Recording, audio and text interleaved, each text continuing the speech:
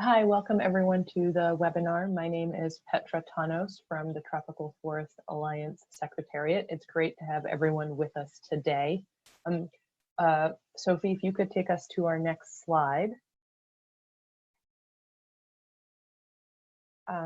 So again, just wanted to thank everyone for joining today and hope that everyone is keeping well and safe in these very turbulent times. And thank you, especially in light of what's happening in the world, for making time to join us today. Before we get started with the webinar, I wanted to just give you a brief introduction to the Tropical Forest Alliance's Jurisdictional Exchange Network in case you have not engaged with it before. So this Jurisdictional Exchange Network is convened by the Tropical Forest Alliance and is an informal, growing community of people and organizations that are actively engaged in advancing jurisdictional or landscape approaches to support the responsible production and sourcing of forest risk commodities. The principal goals of this network are to elevate and advance the jurisdictional approach, to help the TFA partnership and beyond support better alignment and build awareness of existing efforts that are underway. And thirdly, and ostensibly the most important thing, given TFA's role in this community, is to help mobilize private sector engagement in jurisdictional and landscape approaches. And one of the ways that we're doing all of that is through this ongoing webinar series that's co-hosted by and delivered by partners of the TFA. We kicked off at the end of last year, and we're really thrilled today to bring you this webinar that's co-hosted and developed by the ProForest, which is one of our partners of the Jurisdictional Exchange Network. Just before I hand it over to the ProForest team, a couple of quick reminders for this webinar. You're encouraged to join using your computer or mobile device. If you have any technical issues joining or any problems with audio, please contact Gianluca. His email address is on the slide that you're seeing now. The webinar is being recorded and will be posted on TFA's website for folks to listen to at a future date. Your microphones and videos are shut down automatically, but you do have the option of asking questions or leaving comments. Feel free to use the Q&A function to do that. We will have time in the middle of the webinar and also towards the end to address any questions that come through. In case we get a lot of questions, we may not be able to answer all of them on the webinar, but we'll be following up with participants to answer questions offline. So appreciate your patience with that. So that's everything from my side. Thank you again for joining, and a massive thanks to the team at ProForest. I'm going to hand it over. We've got Sophie, Shinta, James, and Abby joining us from different parts of the globe. And so just to kick off, let me hand it over to Sophie.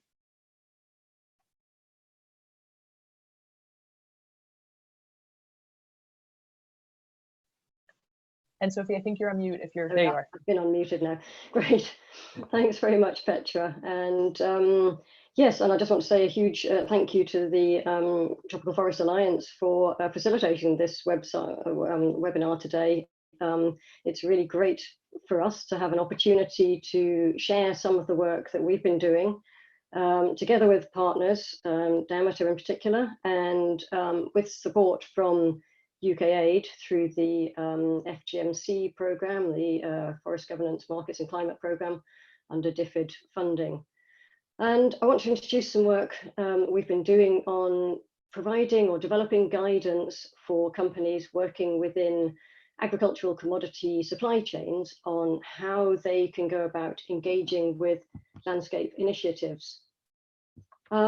But just to give a bit of background to that, and kind of some of the thinking about how we approach this and where we're coming from, I wanted to give a bit of an introduction to the kind of work that a lot of companies in supply chains are doing to implement their commitments to greater sustainability, including deforestation, but also other areas, of course, around labour rights, human rights, gender, land rights, all kinds of areas of their sustainability agendas. And we all realise now that companies are taking action and are needing to take action, both within their supply chains and beyond their own individual supply chains.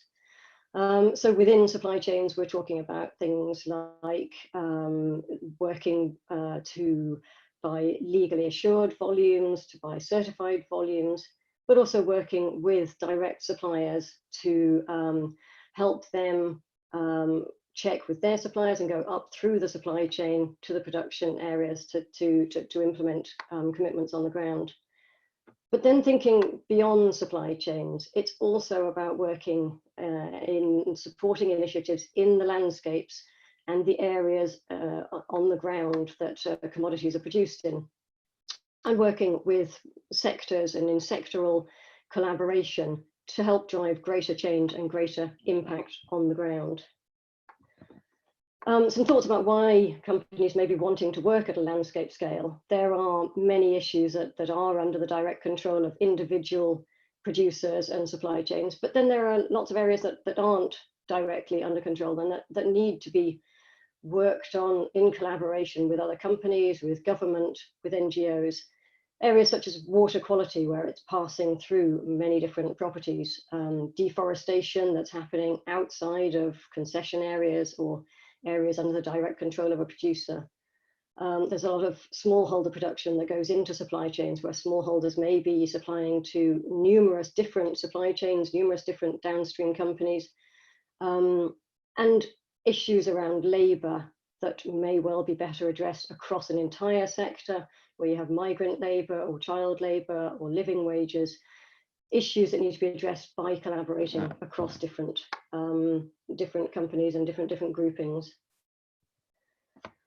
And thinking about landscapes, just wanted to kind of bring in this idea of a jigsaw of issues within a landscape.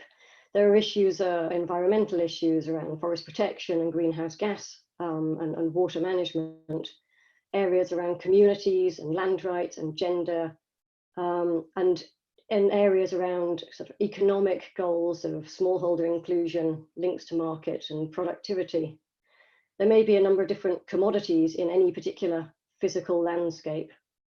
In this case, we've got cocoa, rubber, and palm. And all of that, when you're thinking about working in landscapes, needs some kind of multi-stakeholder engagement, some kind of governance to bring together local and national government and have some kind of accountability of how these pieces are all managed together and agreed goals are achieved. Just to think a bit about what we mean by landscapes, we talk a lot in ProForest about working at a landscape scale rather than just working in a landscape. And we think of three different ways in which that, which is really more of a spectrum, but we've kind of divided them out to think about projects, supply shed projects, where really you're working with local projects and initiatives within a landscape. They may be looking to have impact, they may be relatively large, but they're kind of individual local projects. And the ones in the middle where we're thinking about landscape or jurisdictional initiatives is more working with this multi-stakeholder initiatives within a particular geographical region. And then the ones that we have on the right-hand side, the sector issues or approaches, where we're talking about working with national or subnational policies and programs, might be across multiple different landscapes, but maybe working with companies in the same agricultural commodity sector or with companies in the same sort of level of the supply chain. And just thinking about the elements that there are in landscape and jurisdictional approaches, the main thing we're thinking about here is working at scale to develop and implement large scale and have impact on the ground. We talk about participation, particularly with government, which is relevant, bringing together all other stakeholders, agreeing on shared goals, and aligning activities and inputs among different groups within that landscape. And then thinking about what's the accountability of the different partners that are working in that. And just to think about landscape and jurisdictional approaches, they're both working at scale. We tend to think of jurisdictional approaches as being ones that are being implemented within a particular political jurisdiction with political boundaries and with a stronger focus on government involvement, national, local government involvement within that jurisdictional area. So I'm going to pass over in a moment to my colleague Shinta, who's going to present some of the guidance that we've been developing for companies in agricultural commodity supply chains for working with landscape scale initiatives and how they can go about identifying where and how to get involved. I then want to come back quickly to some work that we're developing together with TFA and WWF and Meridian around some examples of company interventions in landscapes.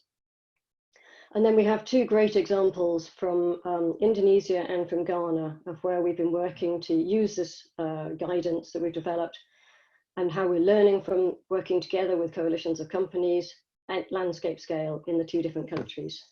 So I'll pass over to Shinta for the next part. Thank you, Sophie. So this section will explain more about the development of the guidance for engagement for supply chain company to engage with landscapes initiative. Next slide, please. So as Sophie briefly mentioned that under ProForest production landscape program, which is supported by UK Aid under the Forest Governance Markets and Climates or FGMC program, we aim to support the alignment of private sectors actions on deforestation and other sustainability issues with national and subnational policies and initiatives. And through pilots and case studies and our work in Southeast Asia, Africa, as well as Latin America, we are developing this guidance for engagement to support companies, government, and civil society to work together. The guidance consists of two parts. The initial phase is preparing to engage, which involves 4 elements. And the second phase is practical engagement for companies. These elements, not necessarily to be in this order, some steps might need to be done several times, or they might do it in parallel. But I will explain in more details in the next slide, please. So the first phase will help company to understand the supply base. This can be through supply chain mapping by understanding the places where the commodities are produced and the volumes that each place contributes, and also to understand the risk that production does not meet the company's sustainability commitments, for example, on no deforestation or eliminating child labor, or land rights and supporting smallholders. Identify priority landscapes for engagement, whether it's important for procurements or whether there is a significant risk that commitment is not being met, or whether there's already existing leverage and success factor. For example, there's already contact with relevant initiative in the landscapes, or if the company present in the landscapes itself. Decide what kind of approach is appropriate. As Sophie mentioned earlier in her presentation, that company can work both within and beyond their own supply chain through supply chain mapping by buying compliance volumes or working with suppliers, or collaboration with landscapes or sectoral initiative, or even a combination of those. The next element is to identify the existing initiative in the selected landscapes by exploring the initiative's goals, governance, and inclusiveness. Next slide, please. So the next phase of this guidance supports companies to collaborate with initiatives that already exist. If the conclusion from the first phase that there is no suitable initiative, but it is necessary to develop something new in that landscape, then there are platforms or forums such as TFA where companies can discuss possible collaboration with new initiative with other companies, government, or other organizations as well. Next slide, please. Thank you. So this phase is for companies to engage with existing initiatives. The next element is to understand local motivation in order to align the goals and objectives the company seeks to support with local priority and to identify mandate for decision making. Companies also need to understand the scale of support, whether it's financial or it's in-kind support could be committed. The scope of engagement, this might be through direct fundings or expertise support, and level of engagement as well maybe vary from very limited to active participation or even a leadership role. To understand governance and build trust, to understand governance both for the initiative as a whole and for private sector involvement as well, and build trust with other stakeholders. Plan and implement intervention. All stakeholders involved should clarify what the expectations are with clear timeline, if possible, and coordinate communication by trying to align all partners' communication and share support for that as well. And the last element is monitor and evaluation, where company should align with what system the initiatives already developed, and by considering to align it with common indicator, with external framework to measure progress. Next slide, please. So this guidance has been adapted in Ghana, Indonesia, Cameroon, and Liberia, and we've conducted several consultations with relevant stakeholders to receive feedback and input. We also already shared this guidance with more than 60 supply chain companies with other partners as well. The national adaptation in Ghana will be explained more in the next presentation. We also share this guidance with our partners, including TFA and WWF and Meridian and others. We also collaborate with TFA and Meridian on developing the guidance for private sector intervention. So this guidance is available in our website. So any feedbacks and input will be very welcome. Thank you. That's all from me. I should hand it over back to you, Sophie.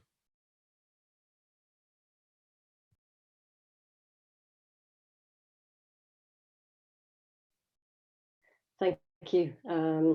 Thanks very much, Shinta. And I just wanted to add on to that. So what Shinta just presented is some guidance that we've put together based around the kind of the how to identify where to work and how to engage, but not so much on the kind of, well, what do you do when you get there? And so we're also working together with WWF and under the umbrella of TFA and with Meridian Institute to bring together some examples of company interventions, real world examples, where companies are engaging in landscape and jurisdictional approaches. So we're pulling this together at the moment, putting together this kind of clear guidance on what is it for companies that want to engage. It's being drawn out of some workshops that we co-hosted together with WWF, TFA and Meridian in 2019, which many of you may have been at. And we're planning that this guidance is going to be hosted in an interactive online format on the TFA website. And hopefully that will help people to actually contribute, add their own experiences and grow this guidance over time. We're planning to have a kind of menu of interventions that can be filtered by the categories of information, and aiming for a launch in June. And just to give you some details of kind of what it's going to contain, it's going to be about real world examples, in this case, for example, Wilmar and Sime Darby on the SABA Jurisdictional Certifications Steering Committee, thinking about how to implement that. That's the kind of step-by-step, what does a company do rather than anybody else? What does a company do when they want to get involved in something like this? What kind of external conditions are required for success? Some thoughts about cost and duration. What sort of investment does a company need to put in to think about these kind of interventions? And finally, what's the value proposition for undertaking it? What's the business case? What does a company get out of it? So that's a bit of an upcoming piece of work that hopefully will be available in June, and will kind of add on to the bit of guidance that Shinta's just been presenting. I'm going to pass back to Petra now, and we've got the first question and answer session. Great, thanks. And again, this is a great opportunity for participants to ask any questions that you may have. The one that we've come through, that we've got through, is whether we're working with the Accountability Framework Initiative on how to align or integrate this guidance. Thank you for that question. James, it looks like you'd like to take a stab at answering it. Yeah, thank you very much. Yes, we are working with AFI, especially with the capacity building aspect. We are developing a follow-up training program for trainees. We've already started some training in Liberia and in Ghana, in a form of what we call working practically. The training will be practically on the job, using accountability framework resources. So yes, we are working with them. We are developing a follow-up training with AFI in Ghana and Liberia. Thank you. Thanks, James. Sophie, Shinta, do you have anything you'd like to add to that answer at all, or? Not specifically. It's definitely something we've thought about, and could develop some further guidance on how those things align to build on the AFI guidance for companies around around engaging with landscapes. Great, thanks so much, Sophie. So we haven't got any other questions for the time being, so definitely welcome the ProForest team to continue the presentation. And for the participants out there, if you'd like to ask any questions, please do use the Q&A function on the chat. Back to ProForest.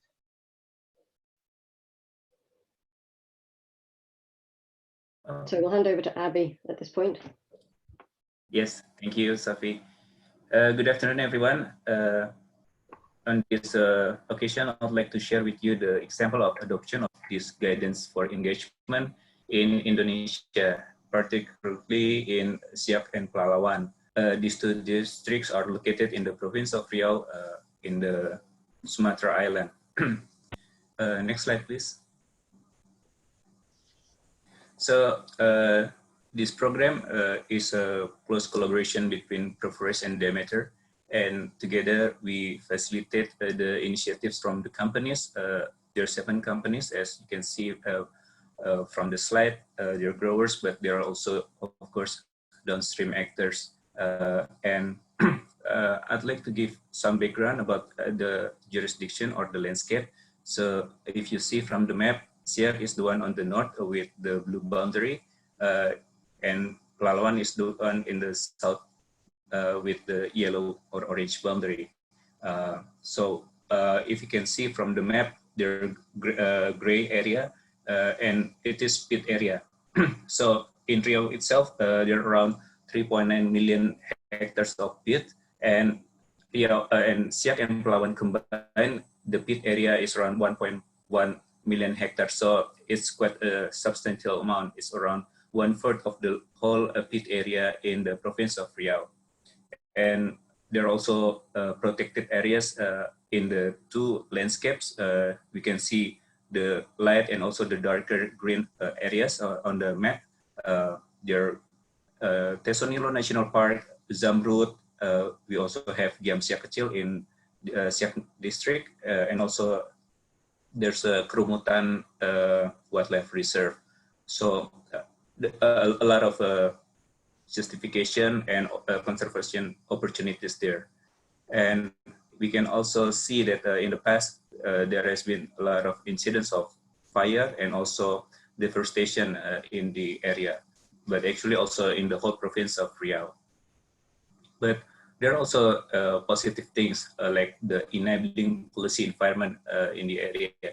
In Siak, in early 2018, the Bupati or the head of district, he issued the Green District Regulation, which basically provides a steer and also policy direction on how to achieve a green or sustainable district. On the other end, in Pelalawan, there's this Sustainable Palm Oil Forum led by UNDP in close collaboration with the Ministry of Agriculture at the central level. They try to adopt the National Action Plan of Sustainable Palm Oil into the piloted districts, and it includes Pelalawan. And I think they're currently working to officiate the decree itself as the district action plan itself. And also there are already engagement by individual companies as well as initiatives from the CSO, like for example, the smallholder mapping by WRI and so on and so forth. Next slide, please.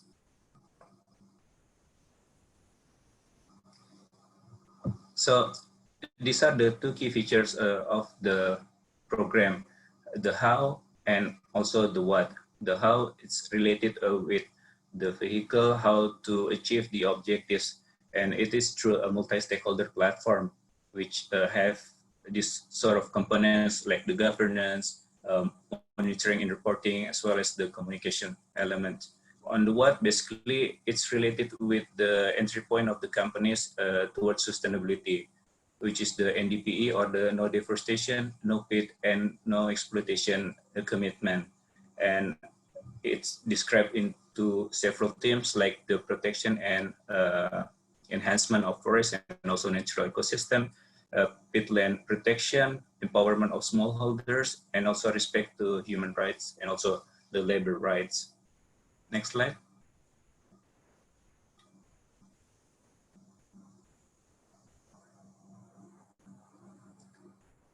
So these are the approach that we adopt to roll out the program. There are three phases consisting of intervention design, and then followed by with the partnership development, and then thirdly, the implementation and monitoring. Each phase has its own main outputs. And for example, we've just finished the intervention design phase on mid-2019 last year. And what we did included the identification of supply base, root causes, existing initiatives, as well as the common objectives of the 7 companies. And by early of 2020, we come into the implementation phase. So to be honest, there hasn't been any practical implementation by far. So we finished with the engagement with different stakeholders, but we're about to kick off with our year 1 implementation. Next slide, please. So this is the more structured or the detailed elements of design phase. First, we started with the identification of the objectives from the targeted districts. So we basically refer to both the national and also local level policy, like the National Action Plan of Sustainable Palm Oil. And on the ground, we dig into the, for example, the Green District Regulation. And then after that, we did mapping over the production base and to see the overlaps between companies. And also we try to identify the conservation opportunities, like those that is suitable for the protected areas. And then we did the initiative mapping, and we did a lot of consultation and interviews with the stakeholders. So from this element, we understand that there's this civil society coalition called Siak, and we also understand that there has been a massive smallholder mapping exercise done, for example, by WRI. So we want to build from what has been done by existing partners. And then we benchmark the NDPE as well with the district goals to see where the gap and where we can provide more value on it. The first design was then formulated. Basically, it's based on the underlying or the root drivers of the unsustainable practices like the deforestation and also fire. We try to seek inputs from stakeholders, local government, partners, as well as companies. And finally, we ended up with the common objectives, which we also break it down into the year 1 work plan. Next slide, please. So this is just to visualize some of the work that we've done by far. We engaged with the local processes. The first one was the dissemination of the green regulation, green district regulation by Pak Budi, one of our champion in Siak district. Next to it was the process of district action plan discussion in Pelalawan. We also spoke with the farmers groups to understand the legality issue, the root causes of certification, and in parallel at national level, we try to align our activities with the national government. Here, we had the deputy of ERG, Ibu Mina. We signed an agreement on the pit aware program. We also try to interact and make outreach with other landscape initiatives like Coalition for Sustainable Livelihoods. That's the one led by CI with landscape in North Sumatra and also in Aceh. We also spoke with the Cocoa and Forest Initiative in South Sulawesi. All these feedbacks are then consolidated internally within the coalition, and on appropriate occasion, we try to showcase the progress and also manage exchange to improve our implementation. Here, President Ivan Duque with the Bupati of Siak during the last annual TFA annual meeting. And to kick off our program, we need to formalize the partnership. We got to hear the mock signing between companies and also the Bupati of Siak, as well as the collaboration agreement between CORE, ProForest and Demeter with the government of Siak. Next slide, please. So this is the what that I mentioned earlier on the slide, activities that we're trying to do in the first year. Basically, there are 7 activities. The last one is actually the program management side. The 7 activities is a breakdown of the NDPE in principle. So there's a conservation and restoration, village level, as well as the mill level engagement. We'll try to address the encroachment in Tesonilo, responsible sourcing reflected through the traceability to plantation or TTP here, and also addressing the no exploitation or the social element of NDPE through scoping and also trial of suitable approach to address a grievance, for example. Next slide, please.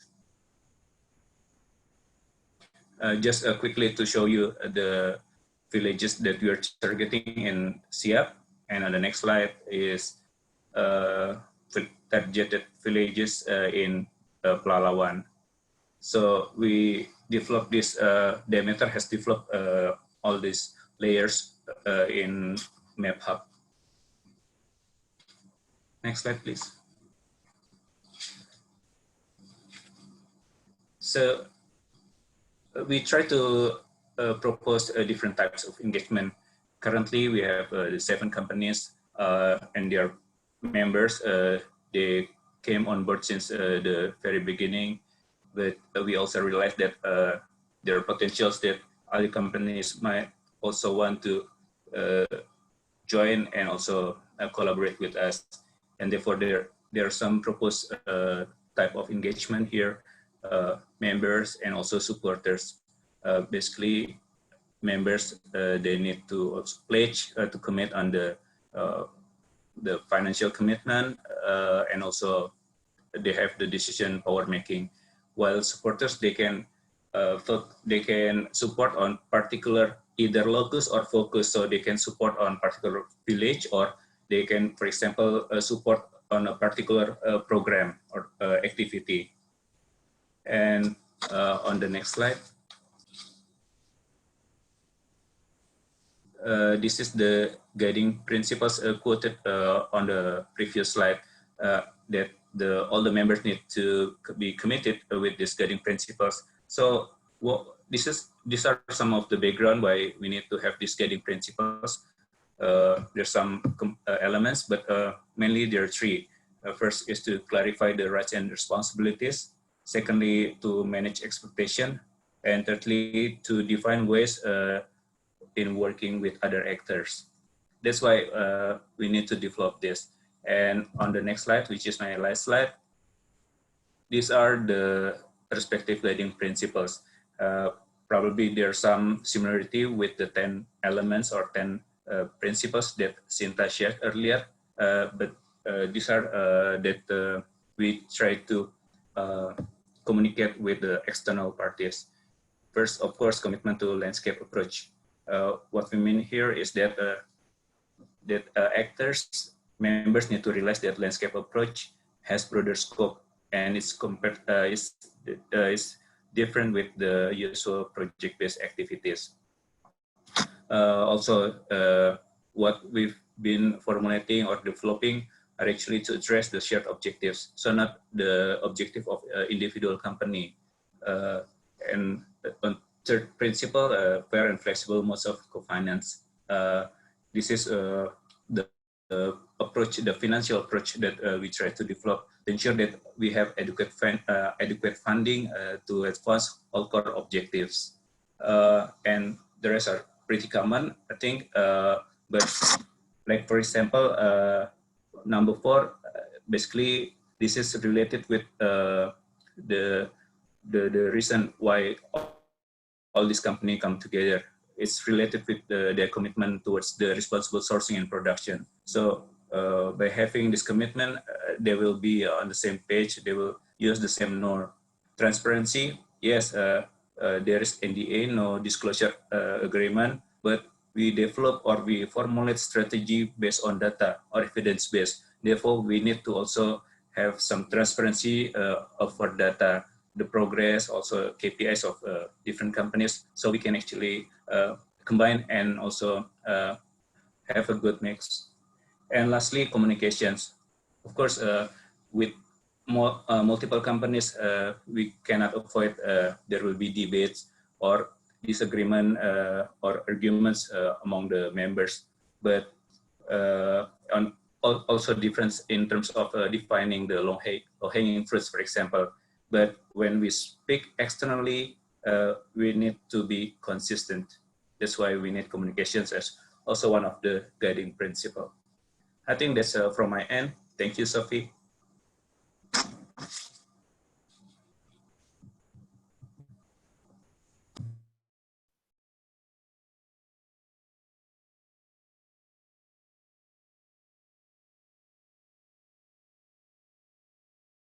Thank you, Sophie.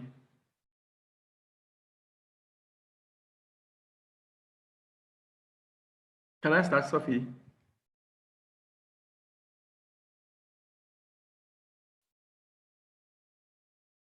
Yeah, thank you, Sophie, for, my presentation will be focusing on how we are adapting the practical guide that Shinta talked about to the situation in Ghana. And we are doing that using the case of the Ghana Cocoa Forest RED+ program. Now, to give you a bit introduction about the Ghana cocoa landscape, it is about 5.9 million hectares. And within this landscape, we have the highest deforestation rate of 3.2 per annum.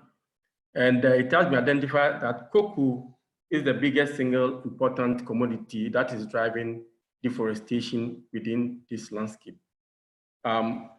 The Ghana Cocoa RED+ program is a program that Ghana is implementing within the cocoa forest area to address deforestation.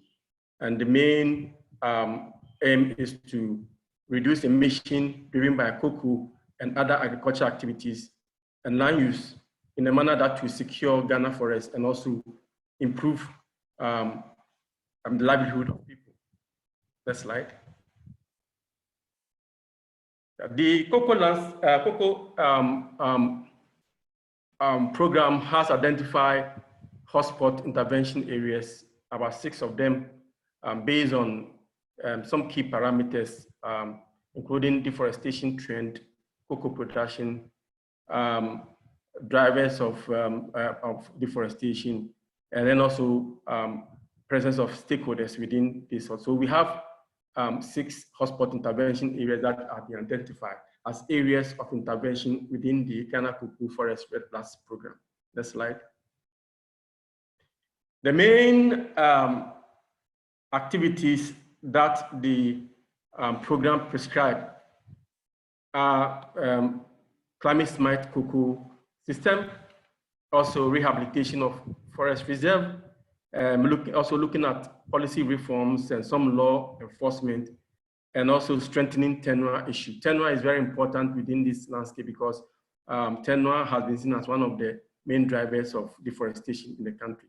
And the map on your left side is the 6 hotspot intervention areas that have been identified, which has predominantly cocoa growing areas. Next slide. What we are doing is to adapt this guidelines that Shinta presented earlier on to the situation in Ghana using this program.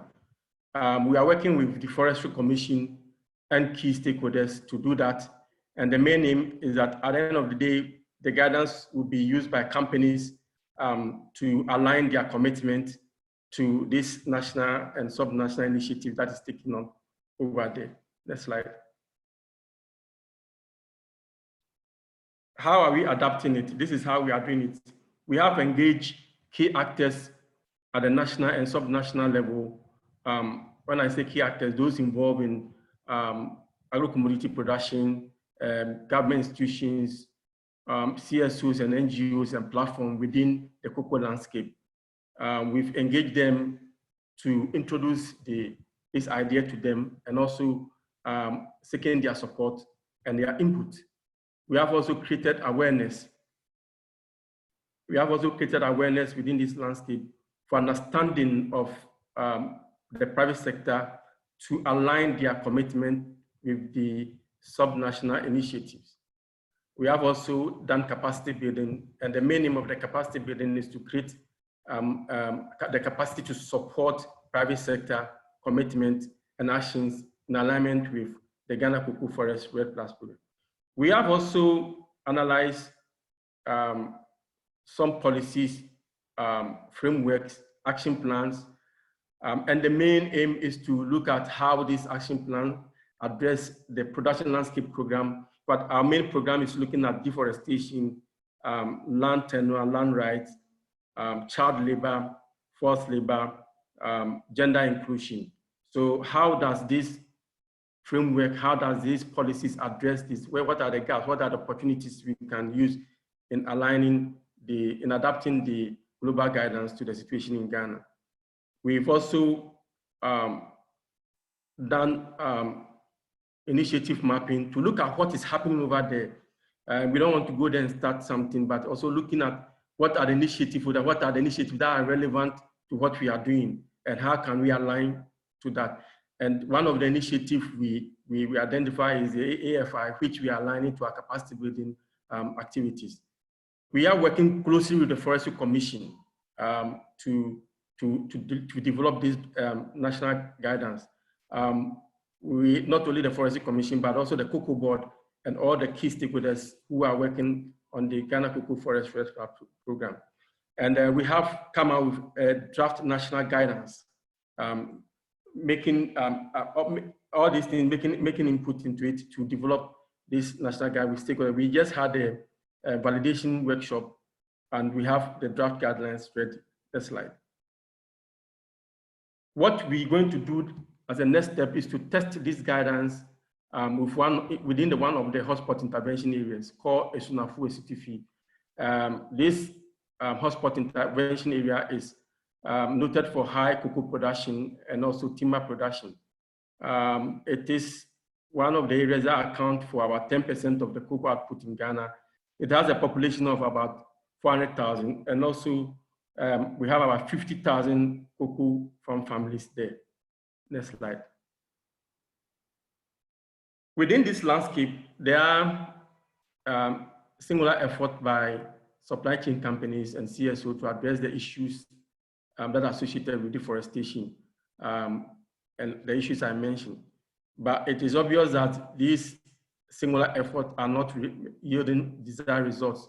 During one of our engagement, we had meetings with the cocoa companies, and then they said, look, we need to come together and then go there and do something. So ProForest is leading or facilitating this Ismarrahman landscape, where we are collaborating with World Cocoa Foundation and then the Ghana Cocoa Board and Forestry Commission to bring on board companies to work together within this landscape. So far, we have had 8 companies who have signed on and they have provided funding for the first activity that we want to undertake in this.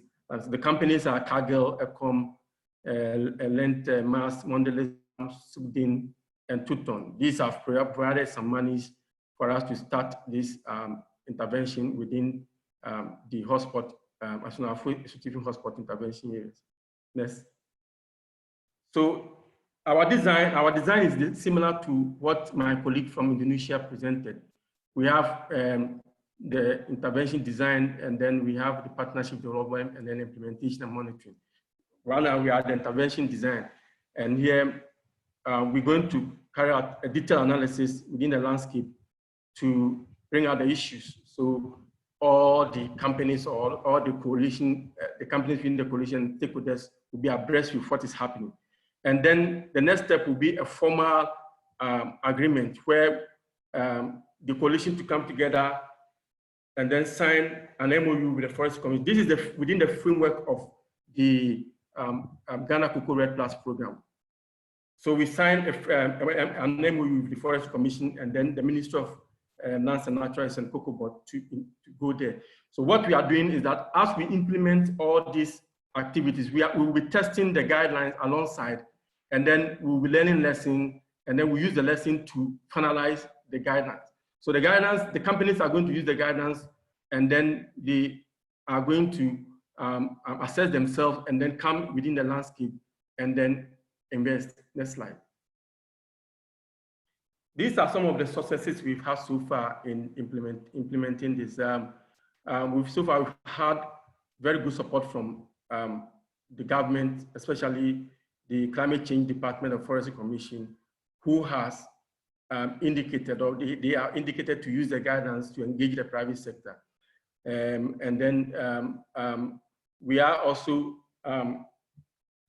because of this, the Forestry Commission is going to sign the forward for this guidance so that they will own it as their own, and then they will use, and then the Cocoa Board is also going to use the same guidance. The intervention at the institution of high area is due to that outcome from our engagement. Like I said earlier, during our engagement, the private company realized that aligning to sub-national initiative is the way to go.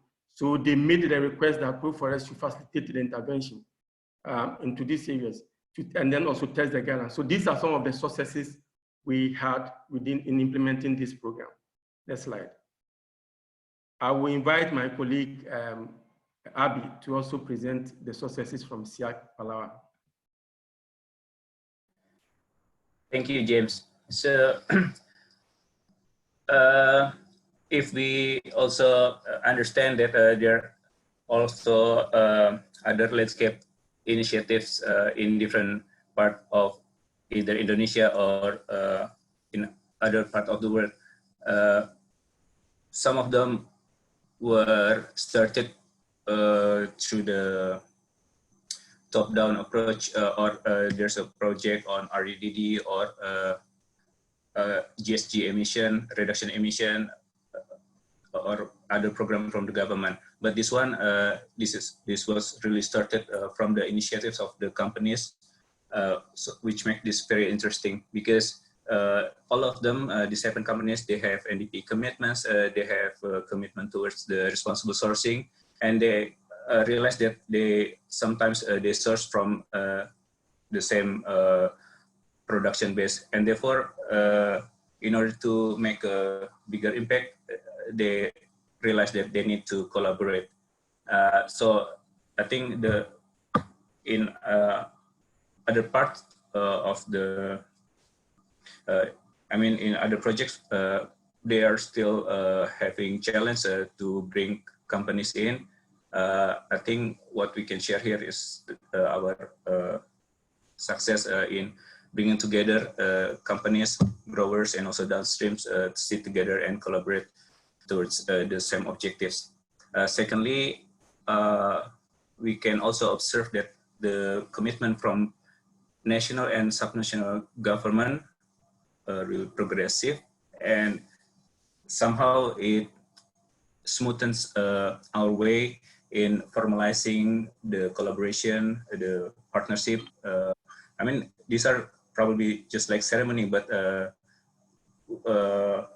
it's required to actually kick off the project itself, because then, for example, from the government side, this can provide some cover, political cover, policy cover, to deploy technical people to collaborate with us.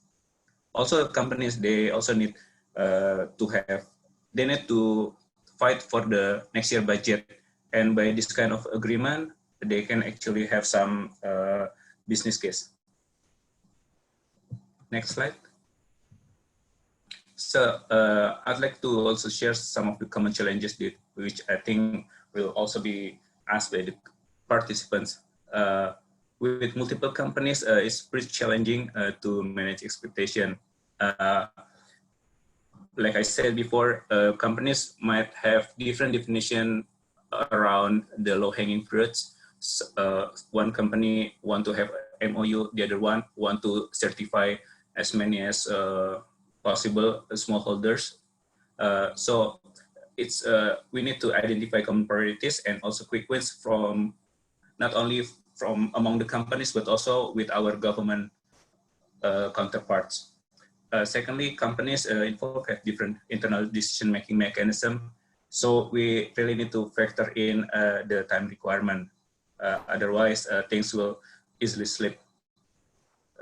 In some company, probably it only takes 2 weeks to get approval on something, but in other company, it might take 6 weeks. So we really need to factor in the time requirement.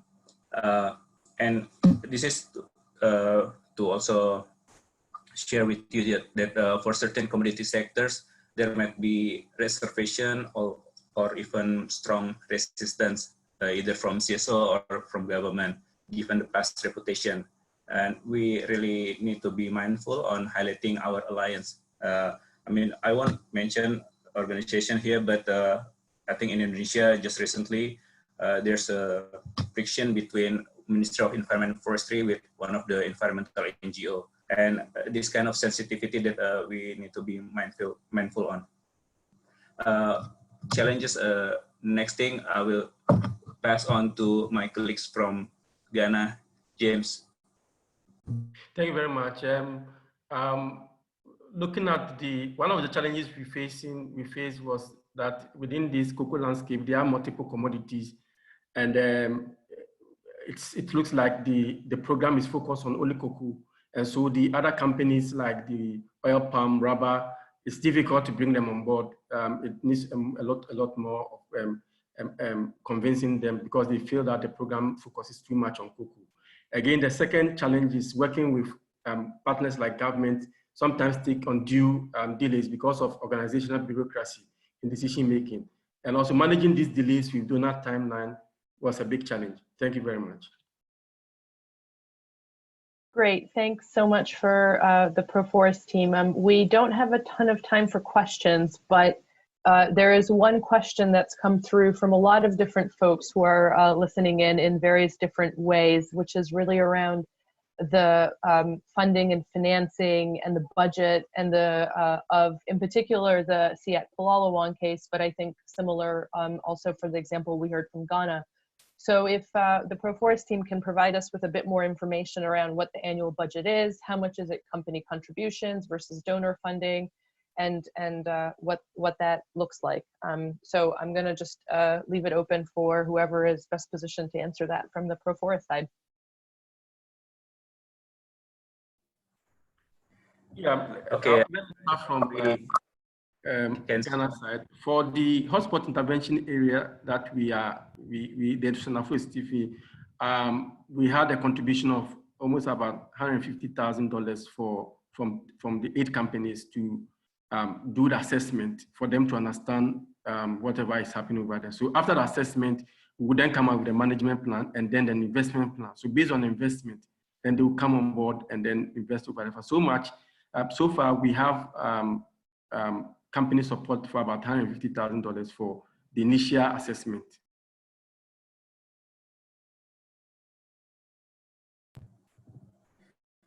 So these are just raw figures. So there are 2 types of contribution. There's one in-kind contribution, which actually the ongoing or the past contribution that a single company has made through its own system or supply chain. But there's also the financial contribution.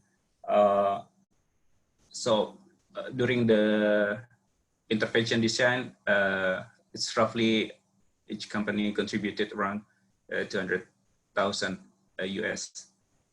While for this one, for the implementation, I mean, it's actually it really depends on the condition of the company as well. But I can say that from 600 to 1 million for the whole work stream, and it's just then divided with the number of the companies.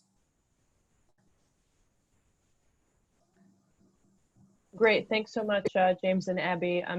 Sophie, Shinta, do you want to add anything to that at all? Just to add, perhaps that donor funding is not, in those 2 cases, part of the actual setup of the kind of coalition. So we're using donor funding around the lesson learning, around the sort of enabling environment, around the engagement, but it's not being used for part of that actually design and intervention specific part. So I think there's a bit of a separation there. Great, thank you. So I'm just going to bring us to a close to make sure that we do finish sharply on the hour, but I recognize that there were some other questions. So we will take on board answering those offline. So thank you to all of our participants and for the great questions that have come through. A massive thanks to the ProForest team for putting this presentation together. I think we've had really great engagement on this. The big ask that TFA has from everyone on the line is that we would like to continue this webinar series. And so if you could suggest content that you would like to share with the broader community, we're very open to shaping out webinars with you. Alternatively, if you have some pressing questions or issues that you'd like to learn more about and believe that this is a good space to bring that to yourself and others, please let us know. And then finally, just a reminder that our next webinar is later this month, and that will be a deep dive on Mato Grosso's PCI initiative, which is which will focus specifically on the genesis of the PCI, how it works, what the governance is, what the success has been so far, and how companies have engaged in the PCI. So we will be looking forward to your participation on that. So with that, I would like to bring the call to a close. Thank you everyone again for joining. Thank you once again to ProForest. Thanks to my colleague Gianluca for running a flawless webinar. And we look forward to hearing again from everyone soon. Bye for now. Thank you.